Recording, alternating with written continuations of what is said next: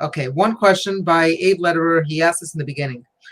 The Pnei Yoshua in Bav Metzia, page 61, writes, Midiraisa, it is mutter lechatchila to wear a talis that doesn't have Techeiles. Tosfos Menachos, page 41, writes that a talis that has only one min would be ksher. Wouldn't this imply that it is legitimate to claim that Techeiles is merely a mitzvah min HaMuvchar? Okay, I will say that he had asked me this question before. It's not this time. And I answered it. It's hard to get into it right now because it's a little bit technical in terms of understanding the Pnai Yeshia. The Pnai Yeshia cannot mean that it's not a chiyuv because it's all the sources of the Gemura and the Rishonim say that it's a chiyuv. But just in a nutshell, the Pnai Yeshia, to the best of my recollection, if a person owns a beged that does not have Techeiles, is it necessarily a violation of the mitzvah of Techeiles?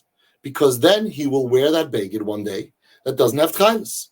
The answer is no, because not always is it an issa to put on a beged that doesn't have Techeiles. For instance, at a time that Techeiles is not available, or if a person would find himself in a place where he doesn't have Techeiles, it's impossible to get Techeiles. So as we mentioned from the Shagis Aryeh, you put on a talis and you wear luva, and you mekayim at least that mitzvah that we could be mekayim.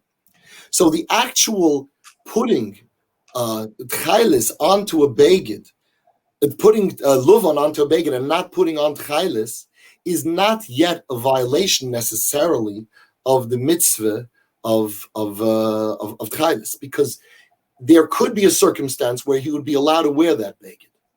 Except that if you put on kala ilon, that's deception. That's going to cause somebody to wear such a beged even in a time where Techeiles is available, because he's going to think he has Techeiles. Then he will be mevatel the mitzvah of Techeiles. In light of this hakdumah, if you read the Pnai Yeshia, you will see that what he means to say is that it is not necessarily a violation.